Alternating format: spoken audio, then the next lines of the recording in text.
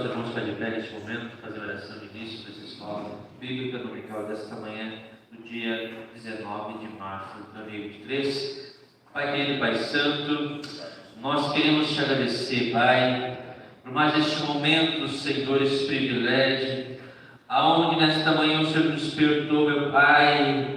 Pai, estamos aqui nesta manhã reunidos, sim, meu Pai, na tua casa, Senhor, para assim esta manhã te adorar, te glorificar, Pai, nesta escola bíblica dominical, Pai, aonde reunido, Pai, vamos estar aprendendo a tua palavra, Senhor, meu Pai, e nesta manhã, Jesus, eu te peço, nos abençoa, Jesus, nos reveste da tua presença, Pai, abra o nosso entendimento, Senhor, Pai, e neste momento especial, Pai, também ora pelo teu povo, Pai, que o Senhor possa despertar a tua igreja, Pai, para que venha aqui reunido pela manhã, para aprender da tua palavra, Senhor. Aviva a tua obra, Jesus, aviva a tua igreja, porque precisamos aprender cada dia mais da tua palavra, Espírito Santo. Tenha toda a liberdade, Espírito Santo, nesta manhã, Jesus.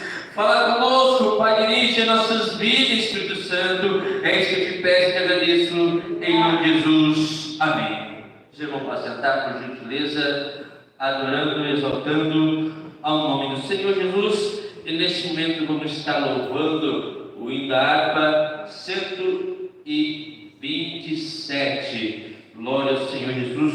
O Senhor da ceifa chama. Glória ao Senhor Jesus Cristo. E o Senhor está nos chamando para uma grande obra, né? Glória a Jesus. Irmã Jenny vai estar louvando ao Senhor.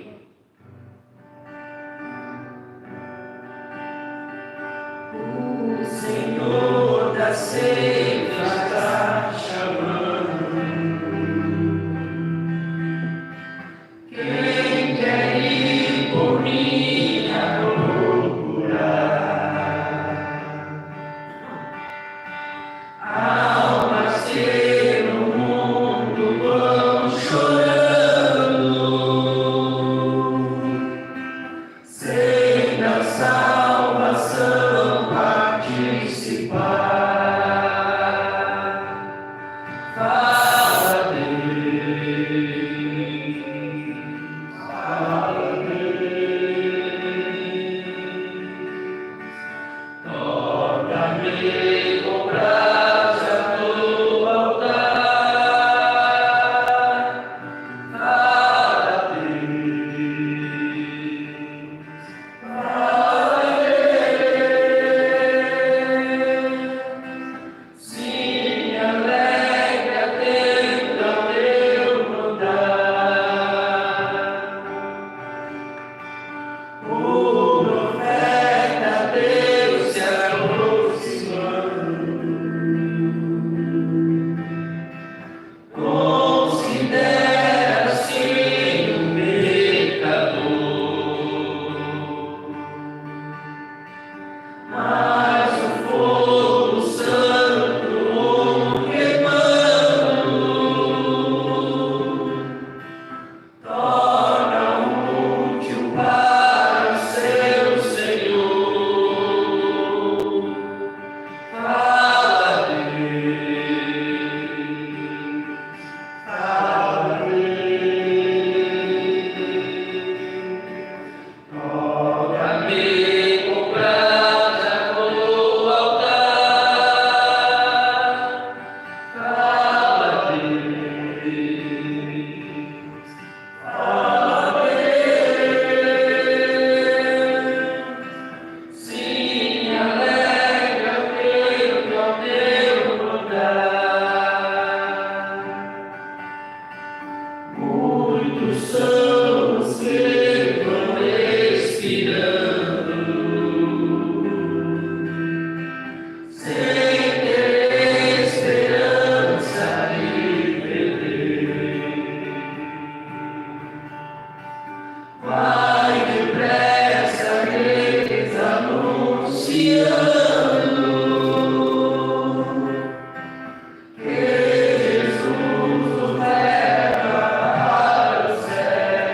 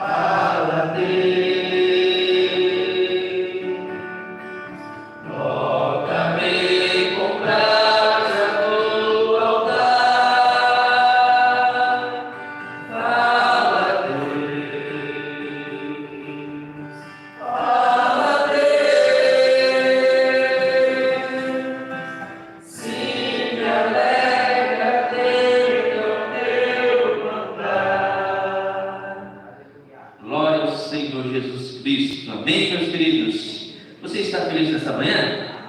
Então vamos nesta manhã estudar, no dia 19 de março de 2023, a lição de número 12, e tem como título Vivendo no Espírito. E neste momento eu quero convidar para ler o texto áureo conosco nesta manhã, já com Eliebe para fazer a leitura do texto áureo nesta manhã, juntamente com os irmãos. Mas o fruto do Espírito é amor, gozo, paz, longanimidade, benignidade, bondade, fé, mansidão, temperança. Gálatas 5:22. Amém. Verdade prática. Louvado seja o nome do Senhor Jesus. Quero convidar aqui com o Joãozinho para fazer a leitura da verdade prática. O avivamento espiritual traz uma realidade de vida no Espírito. Amém, meu querido. Então, neste momento, nós vamos estar fazendo a leitura bíblica em classe, que se encontra em Gálatas, capítulo 5, do verso 19 ao 25. Eu vou ler o primeiro, os irmãos continuamente ler os próximos, certo? Diz o verso 19: Porque as obras da carne são manifestas, as quais são prostituição, impureza, lascívia, idolatria, feitiçaria, inimizades, porfias, emulações, iras, pelejas, desenções, heresias, invejas, homicídios, bebedices, glutonarias e coisas semelhantes a estas, acerca das quais vos declaro, como já antes vos disse, que os cometem tais coisas não herdarão o reino de Deus. Mas o fruto do Espírito é amor, gozo, paz, longanimidade, benignidade, bondade, fé, mansidão, temperança. Contra essas coisas não há lei. E os que são de Cristo crucificaram a carne com as suas paixões e concupiscências. Se vivemos no Espírito, andamos também no Espírito. Amém, meus queridos? Então, neste momento, eu vou estar passando a direção desta manhã dessa aldeia, pastor Aleino Jesus. Paz do Senhor, meus irmãos. Pode sentar, por gentileza. Nós queremos agradecer ao Senhor por essa rica oportunidade. Já de antemão, justificando a ausência do nosso pastor presidente, está atendendo um membro da nossa igreja, necessidade pessoal, e nós louvamos a Deus pela vida do servo seu. Nós vamos estar estudando a lição de número 12, que está falando sobre vivendo no Espírito. Tá? Então nós estamos aí encerrando o finalzinho do nosso trimestre. O trimestre inteiro nós abordamos sobre a condição do homem avivado, sobre os avivamentos promovidos pelo Espírito Santo, tanto os avivamentos históricos quanto os avivamentos pessoais. E agora nós estamos chegando na lição número 12, vamos abordar principalmente a proposta básica ou a consequência pela qual todos esses avivamentos ou todos esses mecanismos de pessoas que foram alcançadas pelo Senhor e durante o transcorrer da história, quer seja da sua história pessoal ou da história da igreja, no mundo, o mecanismo pelo qual isso acontece ou isso é permitido é que cada indivíduo teve que viver uma vida avivada pessoal em Deus, no Espírito Santo. E a gente vai entender que sem isso é impossível você almejar, desejar ou até mesmo implementar avivamentos. Tais em diversas igrejas e dezenas de ministérios, eu diria até milhares. Se a gente botar na internet trabalho de avivamento, é a pauta da história. Todo mundo deseja isso, só não reflete sobre, só não entende sobre. Então a gente acha que por botar talvez fazer uma campanha de avivamento, o avivamento vai ser estabelecido. E esse é o grande erro da igreja. O grande erro da igreja é achar que o Espírito Santo se manifesta por vontade humana e não pela condição que ele mesmo deu através da sua palavra, para que nós possamos viver uma vida digna, uma vida de que forma nós possamos agradá-lo e, consequentemente, Ele então nos visitar de uma forma muito especial. Amém? Vamos lá. Vivendo no Espírito, nós vamos aqui definir, só uma definição rápida do verbo viver. Tem gente que acha que viver é estar vivo, sim ou não? E é ou não? Ora, o morto não pode viver. Então, viver é uma definição simples, é o ato de estar vivo. Mas viver não é só o ato de estar vivo. Viver é o ato também de dar significado, né, à sua vida. Tem gente que está vivo, tem as suas obras, tem seu labor, tem seu trabalho, e ele olha, né, de forma introspectiva para a sua vida, e ele diz assim, aquela palavra: eu não tenho vida, eu não vivo, eu vegeto, sei lá, algumas expressões que a gente escuta por aí. O que está dando errado nessa lógica? Ora, se ele está vivo, então porque ele sente como se morto estivesse. Qual é a ideia de viver? Qual é o conceito que nós precisamos extrair para estar vivo e vivo de uma forma que a gente possa de fato glorificar a Deus através da nossa vida? Então, viver no Espírito não é só viver. Viver no Espírito não é só estar na igreja. Viver no Espírito não é só confessar publicamente Jesus e aí ter uma formulazinha mágica e aí a gente não precisa. Não, viver no Espírito requer um mecanismo de ações muito grande, muito elevado e eu diria até bem afinado, para que a gente possa experimentar uma vida plena em Deus. Eu gosto muito daquela expressão que Jesus usa, e Jesus disse assim: eu vim para que tenham vida e vida com abundância. A ideia de abundância aí é confundida com longevidade. Já viu isso? Alguém de repente diz: não, eu quero viver 100 anos. Olha, é possível que alguém que viva 100 anos não experimente alguma coisa em Deus, e pessoas que viveram 20, 30 anos se partiram. Porque aquele que viveu 20, 30 anos, se ele viveu esses poucos anos da sua vida em Deus, de forma plena e abundante, ele vai experimentar coisas muito maiores, muito mais excelentes, dimensões da realidade espiritual muito mais poderosa do que de repente alguém que viveu 100 anos. O problema aqui que está em pauta não é idade, não é longevidade, não é quem mais fica nessa terra, mas a forma como a gente vive aqui. O anseio da palavra de Deus é nos nortear, nos orientar como nós devemos viver essa vida que Deus nos deu, e já é um grande milagre você estar aqui. Você sabe que todo mecanismo biológico ele é seletivo. Para você estar aqui é uma graça de Deus, é um milagre de Deus, é uma direção de Deus. Então, de repente você diz assim: olha, Deus não erra mesmo, tá? Não erra mesmo, porque no meio de 600 milhões de gaveta masculina que talvez você poderia ser deixado de errar, você foi o eleito, você foi escolhido, reconduzido por Deus, ou conduzido por Deus a essa vida. Então agora a forma mais grata que nós devemos ter é de viver uma vida plena em Deus, uma vez que já fomos iluminados pela palavra e pelo Evangelho. Amém? Amém. Dá para entender o que eu estou introduzindo?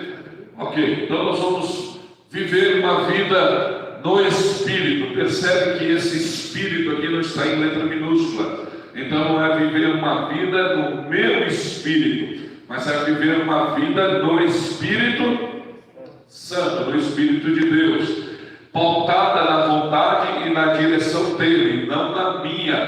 Todas as vezes que você vê na sua Bíblia, na palavra de Deus, Espírito com letra minúscula, tem a ver com a tua condição. Pode ser um texto sobre uma entidade, pode ser um texto sobre a tua condição espiritual, sobre a tua parte metafísica, pode ser alguma coisa relacionada até mesmo à tua conduta espiritual. Mas quando você vê o texto em a palavra Espírito, o Espírito Santo, em letra maiúscula, sempre é direcionada ao Espírito de Deus. Então nossa vida, que agora não é mais nossa, ou seja, a partir do momento que você ganha uma vida biológica, uma vida genética, uma vida psicológica, uma vida emocional, você é introduzido nesse mundo, a gente tem a pretensa sensação de que estamos no controle da nossa vida e que ela de fato é nossa. Mas ao aceitarmos Jesus, ao confessarmos Ele como o Senhor da nossa vida, nós entregamos a Ele a condução da nossa vida. O problema das pessoas hoje é que elas se sentem tão confortáveis, tão seguras na guia da sua vida, que elas não ofertam plenamente a Cristo a condução da sua vida.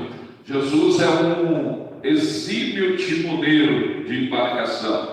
Ele vai conduzir a tua vida de uma forma tão perfeita e tão maravilhosa que você não precisa se preocupar com isso, não com isso.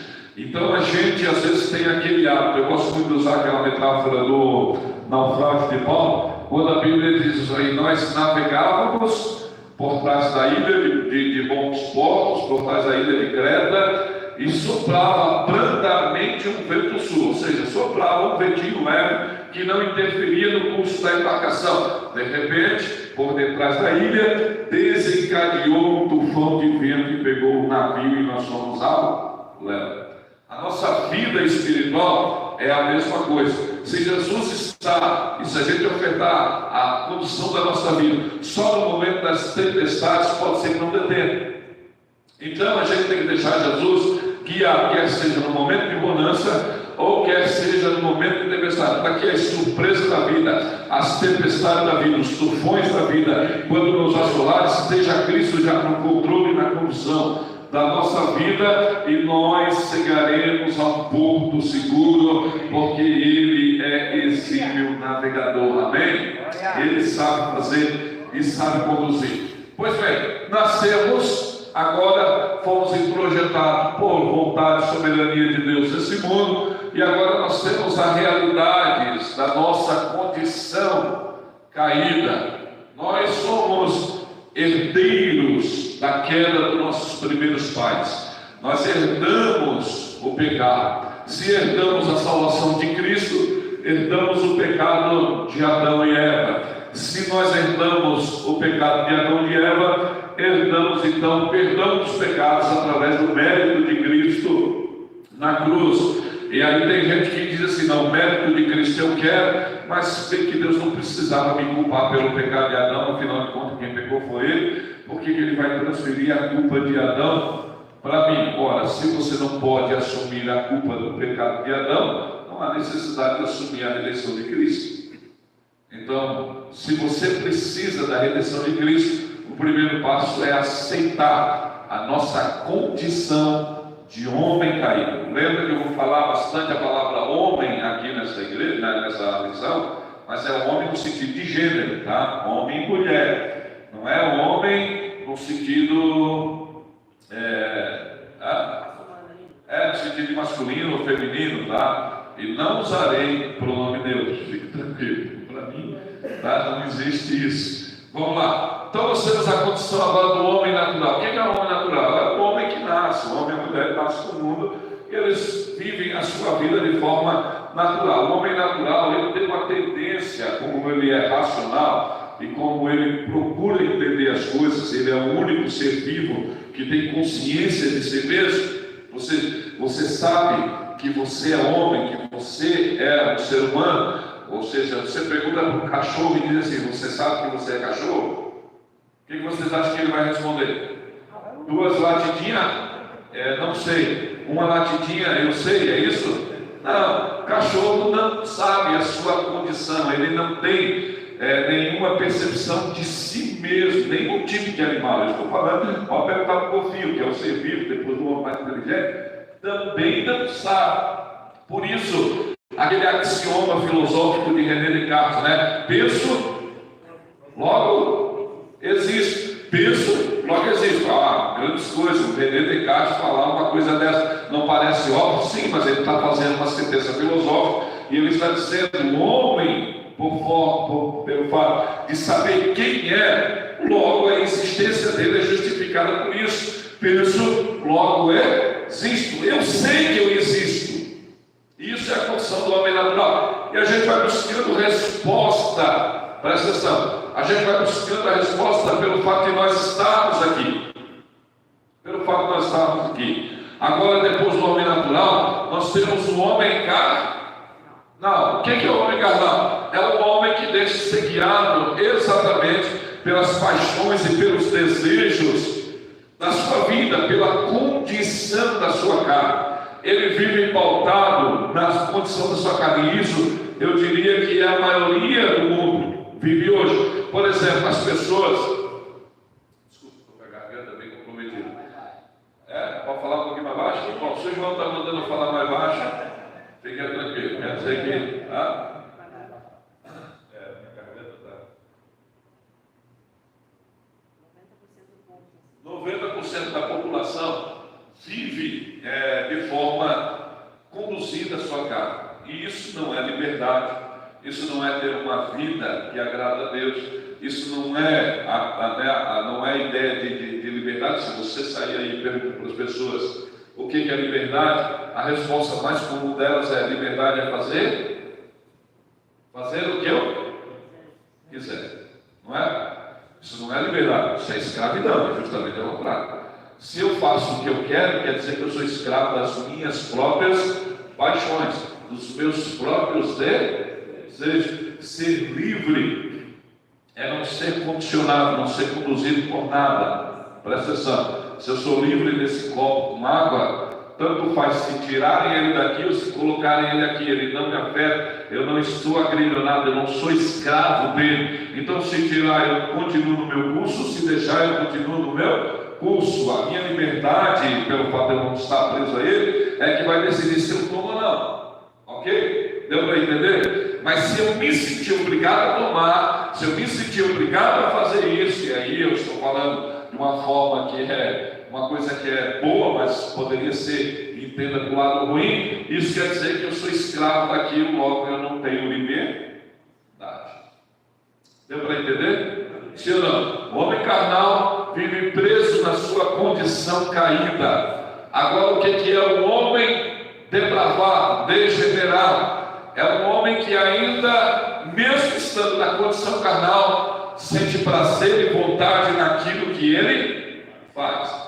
Morre, mas a gente, todo mundo então é depravado. Não, irmãos. Nós há de convir que tem gente aí fora, de forma que ainda não conheceu o Evangelho, que vive de modo digno, sim ou não? Sim ou não? Todo mundo que está aí fora vive uma vida desgraçada, degenerada, depravada. É isso? Não temos pessoas que vivem de forma digna aí fora. Pode ser que dentro do quesito espiritual ela não agrada a Deus, mas dentro daquilo que é a leitura do código moral dela, ela tenta viver uma vida digna, um modo digno de viver. São pessoas que não são amantes da mentira, são pessoas que não são violentas, são pessoas que não são estupradores, abusadoras de crianças, são pessoas que não comprometem sua vida roubando as coisas dos outros, são pessoas que vão vivendo a sua vida só tendo um mecanismo carnal, até são conduzidos pelo desejo e as paixões, mas não degeneram, não são depravados, não vivem uma condição baixa do estado carnal. Agora, é possível sim que as pessoas, sendo conduzidas pelo desejo da carne, vivam essa vida de forma degenerada e depravada, ao passo que por isso nós temos essas pessoas aí que cometem atrocidades e coisas horríveis com o seu próximo, com o seu semelhante, sim ou não? E consigo mesmo. Tá? Então, deu para entender só esses conceitos? Sim. Me dá um feedback. Sim. Deu? Eu já estou vendo os 3 dormindo. Vamos lá. Deu ou não? Sim. Sim. O homem espiritual, agora nós temos, em contraponto ao homem natural, o homem carnal, o homem depravado, nós temos o homem espiritual. Esse é o poder, esse é aquilo que deve ser alcançado, que deve ser almejado pela nossa vida. O homem e a mulher espiritual, a condição que a gente deve estar em Deus. Ora, o homem espiritual é aquele que conheceu o caminho da salvação. É aquele que entregou sua vida aos cuidados de Jesus, é aquele que reconheceu o mérito da cruz, é aquele que olha para a obra de Cristo sacrificial, para o sistema redentivo, e ele diz: não, eu entrego a minha vida ao controle desse Deus, porque Ele é digno de guiá-la. Ele é merecedor de guiá-lo. E isso, presta atenção, não é um favor que eu faço para Deus. Isso aí é a recompensa do trabalho do Senhor. A Bíblia diz isso, não sou eu que estou dizendo, a Bíblia diz que Ele verá os frutos do seu sacrifício e ficará contente, ficará alegre. Então, quando eu entrego deliberadamente a minha vida aos cuidados do Senhor e reconhecer o sacrifício, eu sou como recompensa do seu trabalho e da sua obra, e Ele fica satisfeito com isso. Amém? Amém. Então, essa é a condição do homem espiritual. Agora, o homem espiritual, ele já nasce, quando ele se torna homem espiritual, ele passa a ser o quê? Um mini-Deus. Alguém 100% já infalível. Ele não precisa guerrear, não precisa lutar, não precisa formatar seu caráter, não precisa mudar a sua condição de vida, ele não precisa nada. É isso? É estralo, ele dá um estalo assim, aceitei Jesus, pô, muda de mente, quem sou eu? É isso? Não. Não, irmão. É um processo. E aí nós vamos ver, a justificação é instantânea, sim ou não? Sim, eu sou justificado por Cristo. Eu não participo, presta atenção, na justificação. Eu não participo na justificação. Justificação é um ato soberano de Deus. Ele olha para o além, tendo morrido por mim, eu tendo aceitado e confessado Ele como Salvador, agora sim, perante o mérito dele, a justiça dele na cruz, agora eu sou justificado em Cristo. E aí não há mais condenação por lei, não por causa do lei, mas por causa de Cristo. Eu sou justificado. Agora a santificação, eu participo, sim ou não? Sim ou não? Sim. Mas imagine que eu aceito a Jesus agora e 10 segundos depois eu expiro. E eu não participei de nenhum processo de santificação. Como então, se no céu só entra santo, como então eu chegarei no céu?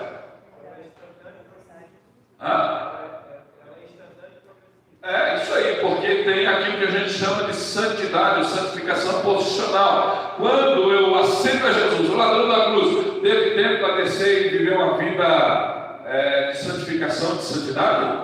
Não. Mas o que Jesus disse para ele? Hoje, não é amanhã, hoje estarás comigo no paraíso. Ora, se só entra santo, estou ladrão da cruz, teria que ser santo em Cristo. Qual a santidade que garante a sua entrada no céu? A santidade posicionar em Cristo. Quando essa santidade está em Cristo, e está porque Ele é santo, por isso os anjos dele o adoram e dizem: santo, santo, santo, santo, 3 vezes. Isso é Cristo que garante a minha entrada. Agora, a partir do momento que eu tenho tempo, a partir do momento que eu tenho vida com Deus aqui, eu preciso entrar naquilo que o Paulo falou, na santidade progressiva. Eu preciso começar a aprimorar a minha santidade em Deus, o meu caminho de santificação, de sorte que eu venha me tornar de fato um homem espiritual. Agora, qual é o problema da leitura do ser um homem espiritual, não, ser uma mulher espiritual? Quem é espiritual para nós? Quem é religioso? Quem tem uma mística? Quem de repente tem uma língua estranha bonita? Quem de repente tem uma forma bacana de se expressar publicamente, falar as coisas de Deus, prega bem, canta bem. A gente diz assim, muito fácil concluir, muito fácil. Isso aí sim, esse é crente. Esse é crente. Onde foi aquele cambuim gostoso, né? Banhamos com... apanhamos mais coisa boa, né? O pastor Jorge Paz, vou abrir um parênteses aqui. O pastor Jorge Paz é um homem que há 20 anos eu vejo ele pregando. Eu servi a Deus com ele em Florianópolis, isso em 2002, 2003. Há 21 anos que eu conheço ele, é a mesma mensagem. Não muda. É aquilo ali. Ele não negocia o Evangelho, não barateia o Evangelho. É aquilo ali. É perfeito? Não. Eu e tu não somos, ele também não é. mas ele luta para manter aquilo. A leitura que ele faz da Bíblia é uma leitura bastante comprometida. Vamos lá. Então a gente tem o erro, ou a sensação de fazer aquelas leituras bastante míope, bastante tacanha, fechadinha, bem pequena do que é ser espiritual. Do que é ser espiritual. E às vezes o espiritual, a mulher espiritual, às vezes não é aquela que se manifesta, às vezes é, não é regra, às vezes não é, que se manifesta de forma apoteótica, efusiva. Há muitos espirituais que nunca foram profetas, nunca profetizaram. Há muitos espirituais que nunca falaram em língua estranha alta. Sabe aquela rachada, como a gente diz? Há muitos espirituais que nunca pregaram e assumiram o púlpito para falar. Mas tem uma identidade, uma identificação com Cristo de uma forma tão singela, tão verdadeira, que é impossível de que ele não seja o legítimo e autêntico homem e espírito. Então percebam que vida espiritual não é o que eu tento transparecer em uma hora de culto. Vida espiritual é o que eu sou naquelas 23 horas do dia restante. É mais aí, tá bom? Então, homem espiritual. Agora, o que é? Esse homem espiritual, uma vez nascido em Cristo, ele se torna uma nova criatura. E aquilo que é novo requer que algumas coisas sejam reescritas, sim ou não? Ele precisa aprender? Precisa aprender? Nós temos novas criaturas na igreja? Temos ou não? É engraçado, né? Que as novas criaturas não querem aprender. As de hoje parece que já nasce sabendo. Não sei se é por causa da era da informática, nós temos o Sam aqui que é mestre nisso. Não sei se é por causa da era informática, não sei se de repente agora Deus mudou a forma de agir. Se quem aceita ele como Salvador entra uma Bíblia, né? Deus faz uma. Quando vem o oculoide, não vem, se vem o oculoide, vai lá e entra tudo dentro da mente do cara e o cara fica sabendo disso. O download é quando manda, é download, né? Deus faz o download, então de Deus eu faço o download e não, e se é de Deus manda, é o upload. Quando Deus envia, é um upload. Quando eu puxo, é um download. Então vamos lá. Quando eu envio para Deus, é o upload? Essa não. Quando eu envio o upload, quando vem de Deus? Download. Então Deus faz o download, é isso? Não, quando ele... Não, eu estou perguntando se hoje, na vida espiritual do crente, nova criatura, Deus faz um download e diz, tá aí o manual, é assim. Enquanto o Marley fica ainda na idade das pedras, tendo que folhear, tendo que participar de escola dominical, escola teológica, porque não faz sentido. Não faz sentido as novas criaturas que nascem em Cristo não querer aprender. Não faz sentido, parece que já nasce sabendo. E aí quando você vai ver eles não sabem de nada. Quando você vai ouvir, é um fracasso, é um terror, é uma superficialidade tão grande, uma coisa tão, sabe? E a gente vai ver que isso vai comprometendo, porque eles são eras de ligação geracionais, vão comprometendo as próximas gerações, de sorte que vai enfraquecendo. E a cristandade, a comunidade de Cristo, o seu corpo, a sua igreja, é que vai sofrendo com isso. Então é necessário que a nova criatura, aquele que experimentou o novo nascimento de Deus, entenda todo o processo pedagógico de Deus. Entenda que é preciso sentar, que é preciso correr atrás, que é preciso entender como ele deve viver essa nova vida agora em Deus. Quais são as orientações, como ele deve agir, o que ele podia fazer e agora não pode mais, o que era permitido ele fazer e não podia, o que ele pode fazer agora, o que ele deve fazer agora. Essas coisas são básicas para a vida e para a subsistência espiritual. A verdade é que existe um abismo gigante de ler e compreender os livros. As pessoas dizem, eu leio aqui em casa, nunca vai aprender como se transformar. O problema é que eles nem lêem. O problema, a maioria, é que nem lê. Todo o processo de compreensão tem que começar pela leitura.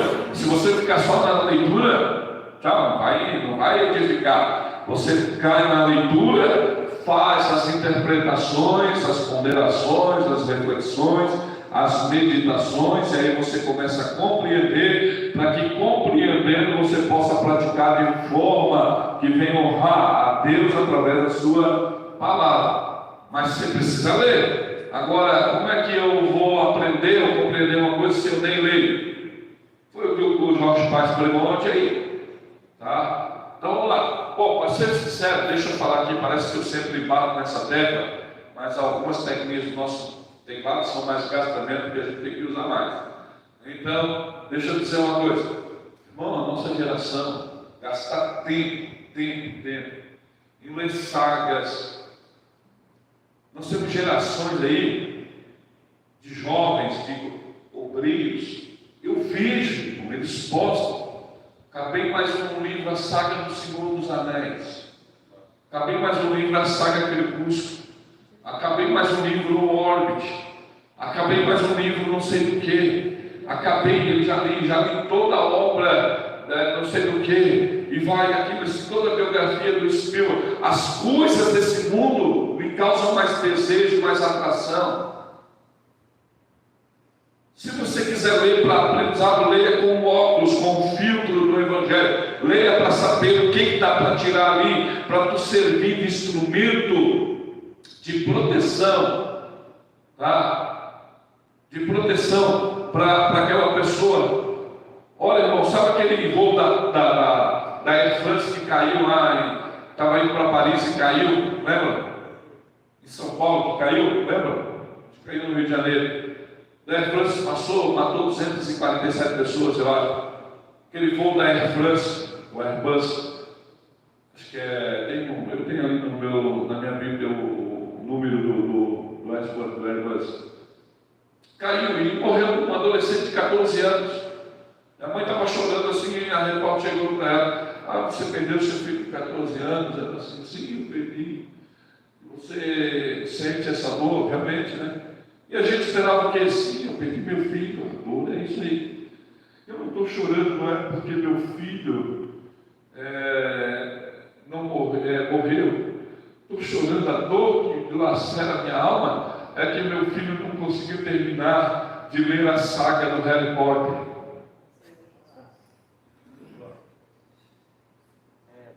E essa é a leitura que se tem.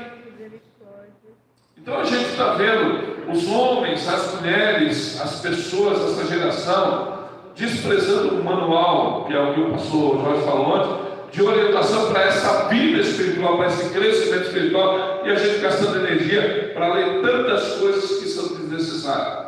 Olha, irmão, eu não sou radical, eu assisto séries. Eu gosto de ler outros livros seculares, eu tenho na minha biblioteca, só que meu tempo para o manual da minha vida eu tiro, eu preciso ler, eu preciso debruçar, é mais importante do que qualquer outra coisa. Amém? Amém. Então vamos lá, esse homem espiritual precisa andar no Espírito. A premissa básica de andar é que a pessoa está no processo, no caminho, sim ou não? Ela está no caminho, ela precisa andar em Deus. Você nunca vai ser espiritual se não andar no caminho de Deus. Por que Jesus disse: eu sou o caminho? Agora deixa eu fazer uma pergunta para vocês. Se ele reivindica essa autoridade do seu caminho, é porque existiam outros caminhos, sim ou não? Existem outros caminhos, sim ou não? Bom, o caminho que leva a Deus existe só um, e nós conhecemos, é Cristo. Mas o que são ofertados como engodo, como engano, para escravizar a tua vida, como labirintos existenciais que te conduzem sempre em círculos errantes no deserto da vida, sempre vão te conduzir, e você acha que está chegando a um lugar seguro, e você não está andando, de forma que você não vai chegar no objetivo nunca, porque você pegou o caminho errado, andando no labirinto. É isso que Pedro disse, e Judas disse, quando o pastor pregou terça-feira passada, no culto de doutrina: estrelas errantes, sem direção, não sabe onde sair. O homem espiritual sabe em qual caminho está. A mulher espiritual espiritual sabe qual caminho está. Ela sabe que o caminho é Cristo e agora ela tem que andar segundo a pavimentação desse caminho. Ela tem que andar na lógica desse caminho. Ela tem que andar no processo desse caminho. Ela tem que andar nas finalizações desse caminho para chegar no lugar seguro. Lembra que eu falo sempre do poste de baliza? Vocês lembram? Quando Paulo fala alvo, olha, deixa as coisas que para trás ficaram e prossigo, olhando para o alvo, para Cristo, não é? Ele diz: eu prossigo olhando para o alvo. Alvo ali, a gente olha sempre a ideia de alvo, aquela do discípulo, já lembra? Veio no verdadeiro, de tira alvo, sempre aquilo. Mas alvo para Paulo não tem nada a ver com isso. Alvo para Paulo, ele imagina que está numa grande maratona, um terreno extremamente sinuoso, de sorte que atrás daquela montanha, eu não sei qual é a direção dessa corrida, e os organizadores dessa maratona, e a maratona é antes de Cristo, tá? Fundada na Grécia. Aqueles que organizaram essa maratona vão colocando postes, balizas de orientação, de distância em distância, para que você vai seguindo aqueles postes de baliza para chegar na sua chegada final, lá na reta final. O que Paulo está dizendo é o seguinte: gente, o que passou, passou. Eu não fico olhando para o poste de baliza para trás. Eu estou olhando para o poste de baliza para frente. Cada poste de baliza daquele é Cristo. E eu olhando para ele, não ao derredor, eu não me perco no caminho, vou chegar no destino certo. É isso. Meu poste de baliza. O crente que anda no Espírito nunca perde de vista o seu poste de baliza, que é Cristo. Tá? Por que eu devo andar em Espírito? Olha, se eu ando em Espírito, por que eu devo andar em Espírito? Porque existe uma força, existe uma condição que tenta te tirar desse caminho, que tenta te distrair. Então eu preciso andar no Espírito. Eu tenho que andar no Espírito. E à medida que eu ando no Espírito, eu preciso saber como que eu vou fazer esse processo. E aí eu tenho que ir para a orientação da Bíblia. Não é a minha vontade que vai determinar como eu devo andar nesse caminho. Ou é? Eu ando nesse caminho que é Cristo, senão eu faço dele só algo para seguir. Eu não posso fazer de Cristo só uma estrada. Eu tenho que fazer dele, tá, o meu caminho, literalmente o meu caminho. Eu tenho que honrá-lo em toda a minha trajetória. E eu preciso entender que esse caminho tem um manual e tem uma orientação, que é a palavra de Deus. Por isso que o apóstolo Paulo, quando vai escrever a carta aos Gálatas, ele começa dizendo: ó insensatos, no capítulo 2, ó insensatos Gálatas, vocês começaram no Espírito e acabaram na carne. Vocês se perderam no meio do caminho. Vocês deixaram de olhar para os postes de baliza, para as sinalizações, para as orientações do trajeto. E vocês acabaram pegando um atalho, acabaram saindo numa saída adjacente, acabaram saindo, pegando outro caminho. Quem sabe vocês viram uma abertura, uma bifurcação desse caminho, dizendo: é por aqui, largo, espaçoso, belo, sem pedras, sem espinho, muito mais tranquilo, harmonizado, tudo tranquilo. E você foi enganado pelo diabo, e agora o que você está produzindo são coisas que não glorificam o Senhor. Vocês se tornaram insensatos. Como Israel no deserto, esse medo de seguir a trajetória que Deus orientou, acabaram lá em cima. Sempre assim, se você não obedecer o manual, você comete erros. Senhora, pode ser desde as coisas simples às coisas mais complexas. Ora, se tudo na vida precisa de um manual, por que a vida espiritual não precisa? E o grande erro da gente é que a gente não tem o hábito de ler manuais. Você compra uma TV, a primeira que você joga fora é o quê? Está cheio de manual. Seja sincero. Você só lê o manual se você não estiver conseguindo ligar. Se você achar o botão de liga, você diz, não, ligou, beleza. Se não, chama o técnico. E às vezes era coisa assim, se você ler o manual vai dizer, faça isso, isso, isso, isso. Depois disso, faça isso, isso, isso. Você faz, funciona. Aí você paga R$80 para vir um técnico, se você tivesse lido o manual, tinha resolvido. Nós somos especialistas em desprezar manuais.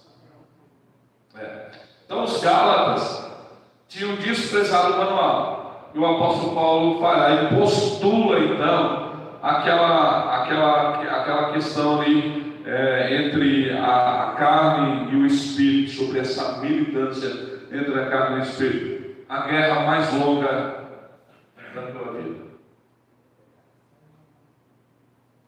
Eu fico pensando como é que crente, tem crente que ele é complicadinho mesmo, tem crente que eu vou te contar uma coisa. Mas ele já luta contra Satanás, sim ou não? Satanás é inimigo dos crentes, sim ou não? E Satanás é inimigo de Deus. Se é inimigo de Deus, é inimigo de qualquer coisa. Tá? Então eu já tenho uma batalha contra Satanás, contra o seu império. Eu tenho uma batalha contra o mundo, sim ou não? Sim, o mundo e o seu sistema, suas concupiscências, concupiscência da carne, concupiscência dos olhos, soberba da vida, seu sistema, eu luto. Eu tenho que lutar contra o Arley caído, degenerado, sim ou não? Sim ou não? Sim. E aí eu tenho que lutar contra meu irmão, daí é complicado. Eu me fazer inimigo do meu irmão, aí é complicado. Bom, a gente já tem tanta guerra, tanta batalha para travar. Por isso que Paulo diz assim, olha gente, a luta de vocês não é contra a carne e sangue, mas contra as potestades, contra os poderes da maldade, que operam no mundo espiritual. Portanto, revestivos de toda a armadura de Deus, para que vocês possam resistir no dia mal. Tem batalhas que se acentuam, sim ou não? No flanco da guerra, na vanguarda da guerra, a batalha é muito mais intensa do que na retaguarda, a não ser que tenha emboscado. Então, às vezes, quando você está no olho do furacão, o negócio está intenso e você está na guerra, mas existe uma guerra constante. Desde quando você abrir o olho até quando você fechará, é uma guerra longa, intensa, que você terá que lutar, que é a batalha, a militância da carne contra o Espírito. Aqui eu botei Espírito com letra minúscula. Não é a batalha da carne contra o Espírito Santo. O Espírito Santo não perde batalha porque é Deus. Quem perde batalha é o meu Espírito. E tem gente que diz, não, eu não posso perder batalha porque eu tenho o Espírito Santo de Deus. Ah, tá bom, não pode perder? Não vigia não para ver. Não vigia não para ver se tu não vai perder batalha. Tá? Batalha da carne contra o Espírito. É o homem caído, morto, degenerado, é o Arley impostor que está lutando contra o Arley crente. Sim ou não? Sim, irmão, todos vocês, tá? Estou falando da lei, mas tem o João impostor, tem a Rosana impostor, tem o Sam impostor. Aí não vamos falar, pastor, ligar pastor, o Maurício chamou nós tudo impostor hoje na escolinha. Não, entenda o que eu estou aplicando, tá bom? Tem, é a tua condição, é a batalha. O apóstolo Paulo diz, miserável homem que sou, quem me livrará do corpo desta morte? O bem que eu quero fazer não faço, o mal que eu não quero fazer, isso eu acabo fazendo. Ele fala de uma guerra constante, de sorte que o homem exterior se corrompe, o homem interior se renova. Uma batalha que é renhida, que é travada, que está sempre conosco, que deita contigo e acorda contigo, que entra contigo no banheiro, que entra contigo no quarto, que vai contigo no trabalho, ouviu? Que vem contigo para a igreja. Vai na igreja e fica lá no lado de fora, não fica não? Não fica não. Prédio, banco, essas coisas não tem poder. Não tem poder. Esquece. Tirem isso também de vocês. Isso aqui é um banco da igreja. Isso aqui é sagrado. Tirem essa ilusão, irmãos. Isso aqui não é nada. Prédio não é nada. Se nós sairmos daqui e nós trocarmos essa igreja aqui, e nós vendermos e o cara vender para um prostíbulo, isso aqui vai funcionar como prostíbulo. Vocês têm medo de falar? Acha que eu estou falando bobagem? Pega as igrejas históricas dos aviões na Inglaterra, que funcionam hoje como cachaçaria, como pub, como prostíbulo na Inglaterra. Invalidou a história, apagou a história? Não, o que foi porque não tem a ver com o prédio, com o físico, sempre com o momento, com aquilo que a gente está vivendo. A gente precisa entender, a gente sacraliza coisas e lugares, e a gente deveria nos sacralizar, nos santificar nós mesmos, corpo, alma e espírito. Amém? Dá para dar amém não? Diferença entre sarques e soma. Qual é a diferença entre sarques e soma? Quando Paulo usa lá a expressão lá em Filipenses capítulo 2, versículo 5, tem de vós o mesmo sentimento que houve em Cristo Jesus, porque ele sendo Deus não usurpou-se, não teve por obrigação ser igual a Deus, antes se esvaziou a si mesmo, tendo a forma de servo e visto semelhança humana, obediente até a morte de Cristo, pelo que Deus exaltou soberanamente, que lhe deu um nome que está acima de todo nome, para que o nome de Jesus se dá a todo joelho, e toda língua confesse que ele é Senhor do céu, da terra e do inferno, para a glória de Deus. A palavra e obediência desceu até o estado de carne, se fez homem, é sarques, não é soma. Soma é corpo. Sarques é carne. Nós não somos homens só porque temos homens carnais, homens não espirituais só porque temos corpos. Nós somos principalmente porque temos a condição de carnalidade. E o que é carne? É sarques, é o estado ou a matéria, aquilo que possibilita a queda, o pior estágio moral do homem. Então, quando a Bíblia diz que Paulo usou, não soma para Cristo, mas usou carne, alguém está dizendo, não, então Jesus já nasceu fragilizado, não, ele nasceu com a condição de que se ele quisesse pecar, ele poder. Não é que se ele quisesse pecar, deixa eu me expressar melhor. Ele nasceu com toda a condição que eu tenho de pecar, só que ele não pecou, ele não poderia pecar porque ele era Deus, mas a sua carne, o seu sistema, o que me afligia, o que me aflige, afligiu a Cristo. Me fiz entender, Senhor? Não? O que me afligia, o que me aflige, afligia a Cristo, só que eu sei. E ele? Não.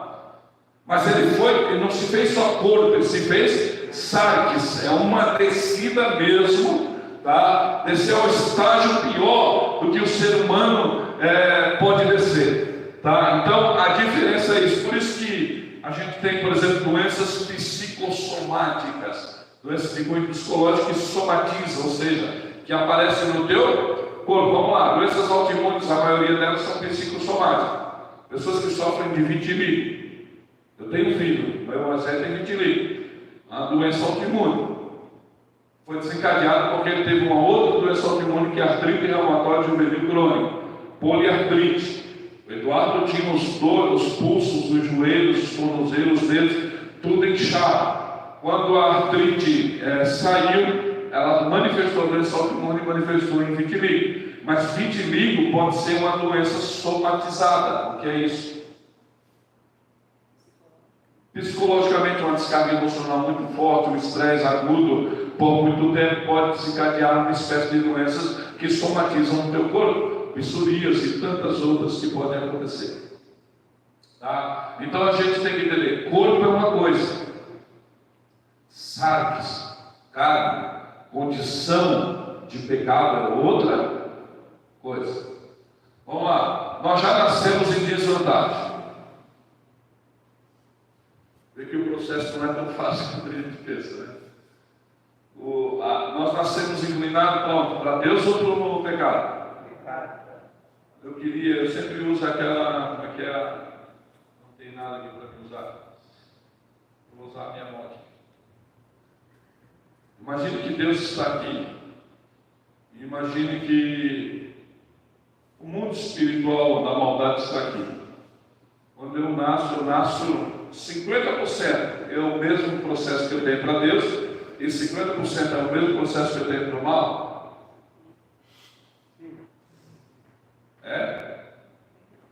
Não. Eu já nasço, Deus está aqui. Eu já nasço aqui, ó, encostadinho nessa condição. De sorte que o processo que eu tenho para cair, ou já caído que sou, uma coisa, é muito maior do que esse processo que eu tenho de fazer para cá. Nós somos inclinados, tendenciosos a pecar por causa da nossa condição caída. Então esse processo de chegar para perto de Deus é muito mais difícil, muito maior. Não é fácil ser um homem espiritual. Porque tem gente que poetiza. Quando o cara vem para cá, para cima do público, e diz: irmão, é muito fácil ser crente. Pode botar um pulgueiro, não é uma pulga não. Um pulgueiro atrás da orelha, que aquele camarada ou aquela pessoa está querendo esconder muitas coisas de errado que ele está fazendo. Se você disser para mim que é fácil ser crente, ou tem alguma coisa errada contigo, meu amigo, ou você não está no caminho certo. E uma das prerrogativas que a gente está indo para o caminho certo, o caminho de Deus, é justamente a vontade de desistir, a vontade de parar, a vontade que a gente não consegue, a vontade que de repente a gente não faz, porque a gente racionaliza, sabe que o melhor é perseverar, é continuar, é lutar, é batalhar. Mas dizer que é fácil, se na tua longa jornada te cansaste, só não diga que não há esperança. Só não diga que não há esperança. Mas tu te cansa, tu te fadiga, tu renova tuas forças, mas tu te cansa, tu te fadiga, tu sente vontade de desistir, tu sente vontade de falar. Essas pessoas que vêm para cá e valorizam vida espiritual e dizem: não, irmão, sou muito fácil, melzinho na chupeira, coisa tranquila é servir a Deus. Ih, irmão, pode ter certeza que ele não serve ao Senhor. É igreja de onde? Igreja louca. É a igreja teatral. É a igreja da máscara. É a igreja da maquiagem. É a igreja do submundo. Pode ter certeza. Agora, digo uma coisa para vocês: o reino de Deus vai fluir muito mais quando de repente um homem ou uma mulher de Deus chega aqui e diz: irmãos, que bacana, ore comigo, por favor, me ajuda, não estou conseguindo vencer, luta é grande, estou com vontade de parar. Pode ter certeza, essa pessoa está exatamente no caminho certo.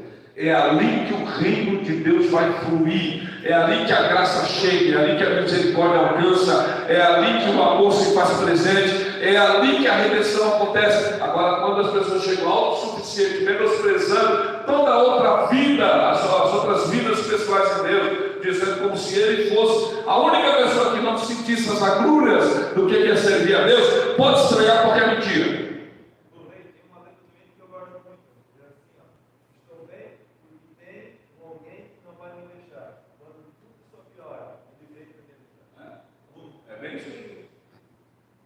A gente precisa ver que Adão não nasceu do pecado, porque Deus fez ele ali, só tem coisas que. Mas a Caim, foi o primeiro homem nascido, né? De Deus, Caim, o Abel, os dois, nasceram do pecado, né? Sim. É assim? Sim. Com certeza. Olha, se Adão e Eva tivessem tido filhos, e aqui eu acabo com essa celeuma. Teve filho antes da queda? Não, filho, não teve filho antes da queda. Não tiveram filho antes da queda. Todos os filhos são depois da queda. Porque se Caim, se Adão e Eva tivessem tido filho antes da queda, eles teriam nascido na mesma condição de inocência. Não havia pecado ainda. E aí eles teriam que cair também, não é assim? Eles nasceram na condição já de caídos. Por isso Caim já matou Abel. Por isso já tinha inveja. que já nasceram na condição de cair. Tá? Amém? Era isso? Ok. Vamos lá. Então a diferença entre sapos e somos, só para encerrar, já nascemos em desvantagem. A plenitude do Espírito Santo, fruto mais dons expressado. Tem gente que é bom no dom, sim ou não? Tem gente que é fera no dom, sim ou não? Seja sincero. Ou tem gente que é. Mas dom garante plenitude do Espírito Santo, só dom. Só fruto garante também plenitude do Espírito. O que vocês falam? Acham que garante só fruto? Não. Plenitude. O que é plenitude? Aquilo que é completo. Ora, se o Espírito Santo me oferta dons e me oferta frutos, por que eu só pego fruto? Ou por que eu só pego dons? Por que eu não produzo os dois mecanismos? Para ser pleno em Deus. Nosso objetivo e nosso desafio é ser pleno no Espírito.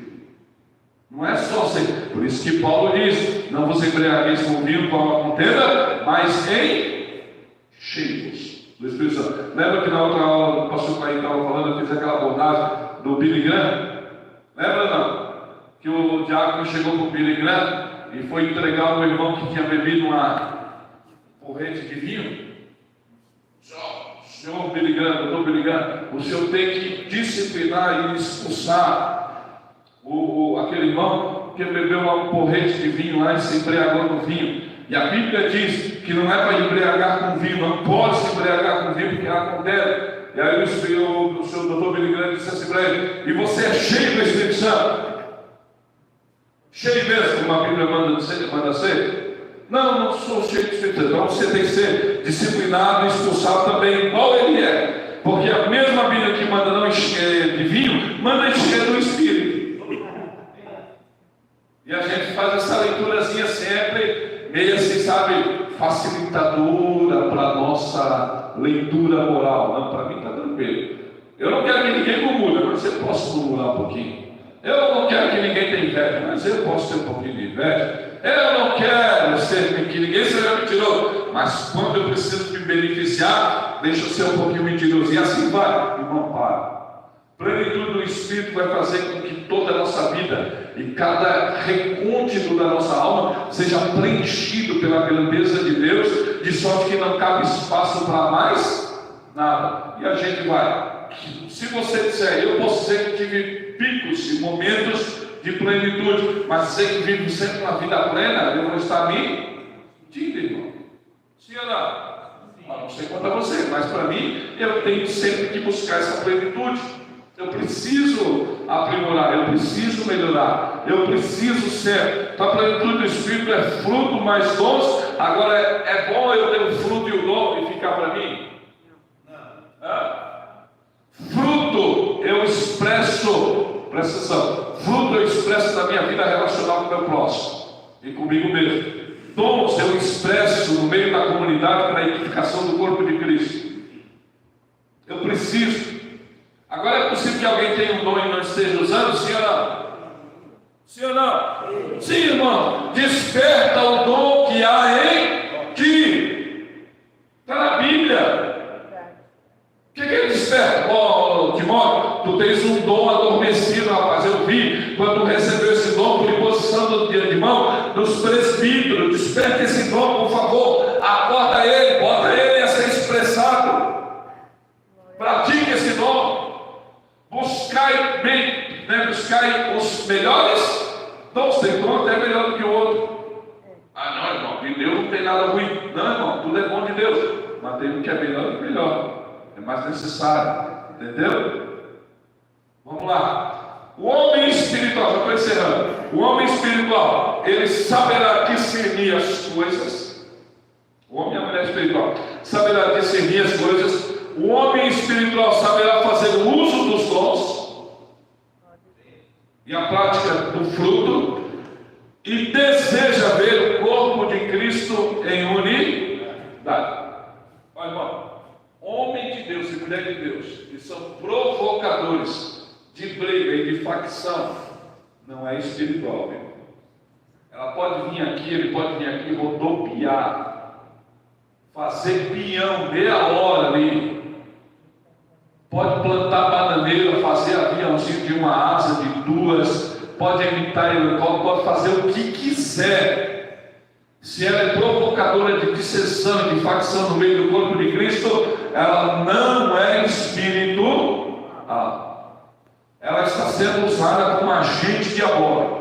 Porque ninguém promove mais coinonia no corpo do que o Espírito Santo. E se eu sou aquele que promove divisão, eu estou lutando contra o Espírito. Se eu estou lutando contra o Espírito, eu não estou sendo espiritual. Então o homem de Deus, a mulher de Deus que é espiritual, sabe discernir as coisas. Vem 2, 3 caras aqui, 2, 3 pessoas, dá 2 gritos, faz o Aue, ele está lá. Não é pelo crivo dele, não. É pela percepção, pela definição, pelo discernimento, pela capacidade que ele tem, às vezes até de ter um dom de discernimento de espírito. Todo mundo está dando glória lá e ele está dizendo: soubesse o que está por trás ali. Ele vê, ele percebe. A Bíblia diz que a igreja de Cristo discerne todas as coisas e por nada é discernida. Nós temos que saber discernir as coisas, olhar e dizer: bota irmão, não diga amém, não seja aquilo que o Jorge Paz falou, aquele papagaio falante que só repete. Você sabia que papagaio não fala, né?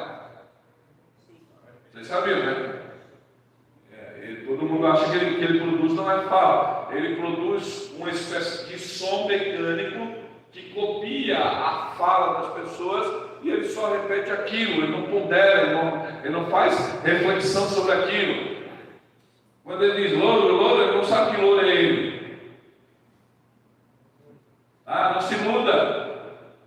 Não seja aquele papagaio que fica só repetindo. Aí vai Deus, para, pondera, olha, analisa as coisas. Faça a reflexão. Traga para dentro da Bíblia, para a luz da Bíblia. Seja inteligente. Saiba discernir as coisas. Saiba fazer uso dos dons. Os dons não são para promoção pessoal. Não são para autoinflamento. Não são para dizer quando você é usado por Deus. Olha aqui para mim, igreja. Olha como eu sou poderoso. Não, irmão. O dom não é para ti, passa por ti, mas não é nem para ti. Porque se Deus me usa com a profecia para o João, o alvo da voz de Deus não sou eu. O alvo da voz de Deus é meu irmão. Eu estou sendo só um instrumento, e o instrumento depois de usado é deixado no canto. Então tem que parar de ser vaidoso e arrogante e achar que Deus está te dando uma oportunidade para entregar alguém. Olha, veja, agora, já que eu entreguei uma profecia para ti, come da minha mão. E aí você vai fazendo um discípulozinho. Pare, irmão. Pare de seguir profeta, pare de ficar fazendo ligaçãozinha. Irmão, eu preciso tomar uma decisão. Me ajuda, leia, ore. Sinta a paz de Cristo no teu coração. Tenha discernimento de espírito. Aleluia. Olhe para a palavra. Se Deus usar o irmão, usou. Mas não fique caçando, vivendo como se fosse uma folha seca. A revelação foi a Deus tinha falado. Falta iluminação. Falta a gente entender. E aí fica aí ligando: tudo bem, se quer pedir um conselho, uma orientação, peça, mas não faça daquilo via de regra. E a Bíblia diz que os dons para os créditos, para que haja edificação na igreja, que quer crer naquilo. Isso aí serve como um sinal do poder de Deus, da ação de Deus. De sorte que o dom não deve ser implementado, o apóstolo Paulo fez isso, eu estou encerrando, não deve ser implementado de forma que venha a ser escandalizado, tem que ser para edificação, para elucidação, para clarear e não ao contrário, tá? Saber fazer uso dos dons, deseja ver o corpo de Cristo em unidade. Crente que não é pacificador, irmão, eu tenho medo dele. Sério. Eu tenho medo de crente rinchoso. Eu não gosto de crente que tudo ele põe uma cunha, uma dúvida. Ele é tão sagaz que ele vê qualquer fissurinha. É possível que na minha vida tenha essa fissura, mas ele quer fazer o papel do diabo. Ele põe uma cunha e ainda dá uma marretada para a cunha entrar e não cair. Ele quer te arrebentar. Foge desse tipo de gente. Não te relaciona com essas pessoas. Paz do Senhor e já está de bom tamanho. Oi, que é isso, mãe? Sim, senhor. Cuidado quem tu bota ao redor da tua mesa. Verdade. Cuidado. Esses dias eu estava vendo uma pregação que dizia que como que o Espírito Santo vai entrar em guerra com o Espírito Santo. E provavelmente a pessoa que acha que é cheia de Espírito Santo, mas vive em guerra com o seu irmão, não tem o Espírito Santo, está achando que está salvo. Sim, porque o reino de Deus não vive dividido. Quando chamaram Jesus de Baal Zebub, o príncipe de Eglon, o senhor das moscas, o maioral dos demônios, todo mundo ficou apavorado dizendo assim: ô senhor, vai matar ele? Chamou o senhor de demônio. Não, meu irmão, Jesus não ficou enfurecido e disse: agora vocês vão ver o que é demônio. Foi isso? Agora vocês vão ver que eu sou Deus e não sou demônio, deixa eu matar vocês aí. É isso? Jesus disse, aproveitou aquela blasfêmia contra ele e trouxe uma lição maravilhosa. Olha, se eu expulso demônio por demônio, logo o reino dele está dividido. E reino dividido não subsiste. Agora, se eu expulso demônio pelo poder de Deus, é chegada a voz do reino dos céus. Glória a Deus. Amém? Então, nós precisamos estar sempre unidos. A máxima de hoje é: os que são de Cristo crucificam a carne com suas paixões e com consciências a fim de serem guiados pelo Espírito Santo. Vamos ficar de pé. Pastor Almir, segundo vice-presidente, chega aqui fazer um encerramento e orar, dar os avisos necessários.